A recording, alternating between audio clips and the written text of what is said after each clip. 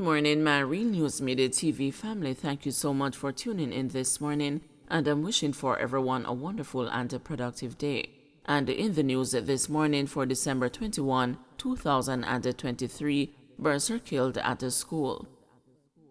Rocked by the death of their bursar, the staff of Hopewell High School in Hanover will remain at home today, while the Board of Management plans to host an emergency meeting to enhance security at the educational institution.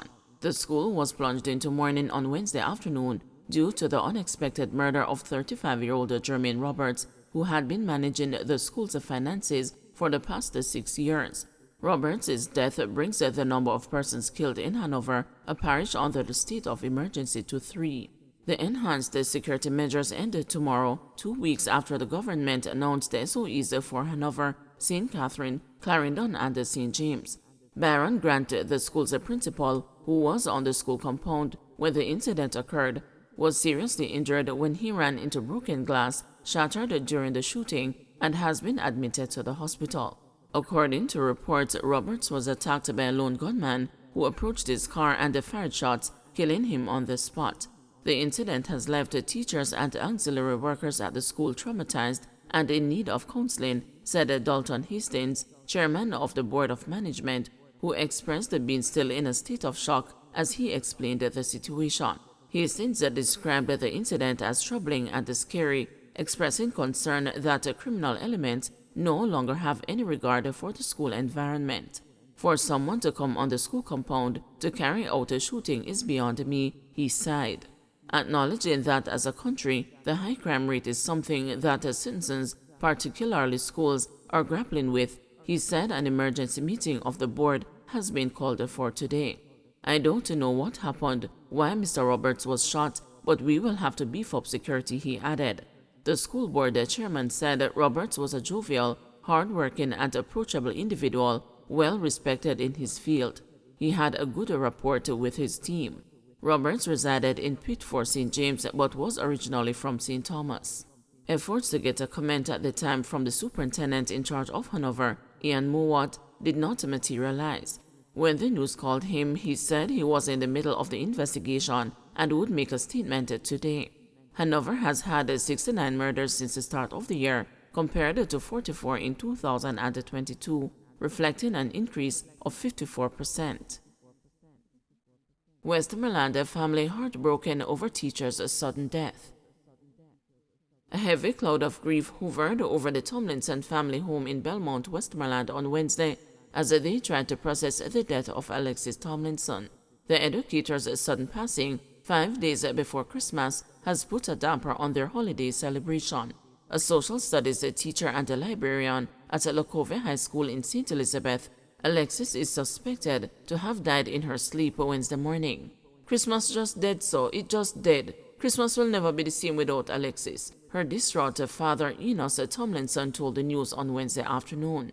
The father said Alexis, his eldest daughter, was enthusiastically anticipating Christmas and had already started her preparation for the festive season. He is saddened that he will not get to spend it with her. Alexis said, "Daddy, we don't have no money, but we are going to spend the Christmas good. We have to spend Christmas good, and I'm glad to see all of us here," Enos recounted with her teary eyes. Yesterday she get up and she started to clean up the house, he added. The father, who walked with his daughter every morning to catch the bus for work, is struggling to cope with her sudden loss. Alexis is the first daughter. She is so good to me and everybody in the house. If me say Alexis, me head a pain me, she want me go doctor. If me say me hungry, she want me look food same time. She was nice to everybody. Me miss her. Enos said he is deeply concerned about his late daughter's son, who recently celebrated his 3rd birthday in October. Alexis' mother, Sandra, who found her unresponsive shortly after 7 a.m. on Wednesday, disclosed that her daughter suffered from a brain disorder. I left to wash some clothes, and when I came back in, she wasn't responding when I called her. That's when I called her daddy, and our daddy come and we turn her over, and she still wasn't responding. And I called a few friends, and they said maybe she's in a coma, and they take her away to hospital, she recalled. Sandra said when she phoned her husband for an update, he told her that she had passed. She had a brain problem where the fluid back up to the brain, but she had surgery done 2 years ago to remove some of the fluid, the mother told the news. However, despite Alexis' health condition, her mother said her death is shocking to the family. "We weren't looking for her to die like that, but God knows everything. When the blocking out takes her, it's not for long. She's a jovial person, and anything that she doesn't feel pleased about, she will tell you, and she's very helpful." Meanwhile, her cousin Donna Ray Punchy Scott said she is in disbelief. "When I was pregnant with my son, every day she would carry a book for me to read. Words can't express how I am feeling. Right now, I can't believe Sir Alexis is gone. Me just can't come to my senses now," she said as the tears flooded her cheeks. The cousin said when she got the call that her cousin died, she broke down immediately. "Me couldn't do nothing. Me just dropped down in a tears and me start cry. Me just take a taxi and go hospital. It just come in like she asleep. This has put a damper on the Christmas for the family," Scott said. St. Catherine police issue wanted person alert in connection with a recent murder. The St. Catherine Police Division has issued a wanted person notice for 34-year-old Peter Dallon Davis, known by the aliases Devils and the Devilman. Davis, who is currently unemployed with his last known addresses in the Penn District of Riversdale and West Prospect Bogwalk in St. Catherine, is being sought in connection with a recent murder in the parish. Reports are that the incident occurred in the early hours of Sunday, December 17, around 7:35 a.m. in the Penn District. It is alleged that Davis went to the home of Kimisha Barrett, a 40-year-old caregiver and the mother of his children. In a tragic turn of events, Davis is accused of fatally shooting Richard Swaby, also known as Richie or Billy, a 30-year-old carpenter and the current partner of Barrett. Following the shooting, Davis reportedly fled the scene on foot.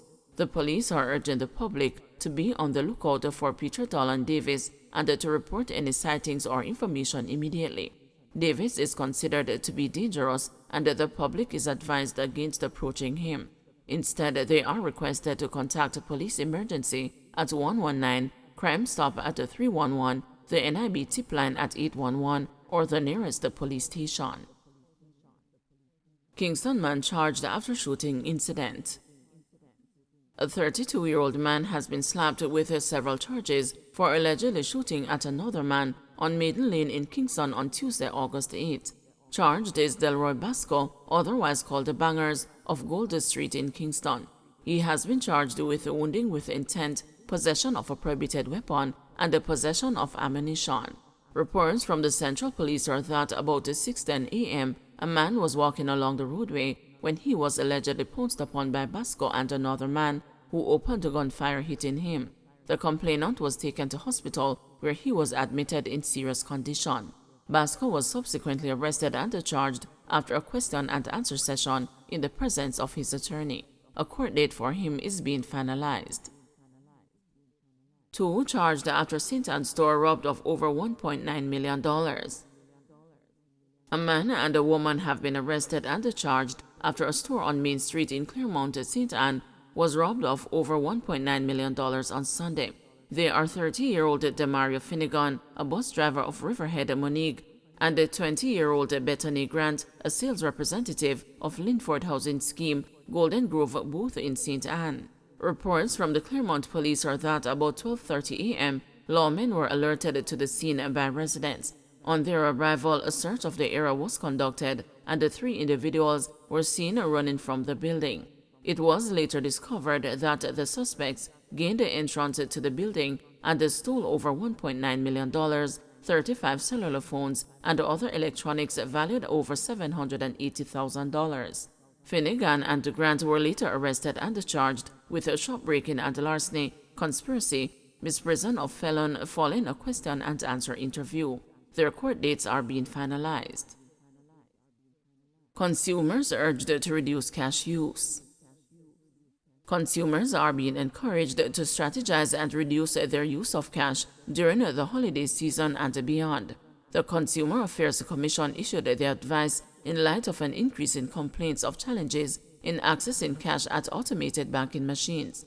Director of Communications Latoya Halstead said that those who can should consider online transactions for bill payments and other expenses. Ms. Halstead has also urged the people who must use ABMs to pay keen attention to their surroundings, as others with nefarious intentions may use it as an opportunity to attack. Ms. Halstead said shoppers should be prudent and avoid overspending, urging them instead to focus on what is needed to be able to live through January. Half of Jamaicans see no difference between JLP and PNP. Roughly half of Jamaicans are of the view that there is no major difference between the island's two main political parties. That's according to the latest Don Anderson political poll. 52% of the correspondents agree that there is no difference between the two main political parties, and another 37% disagreed, noting that there are differences.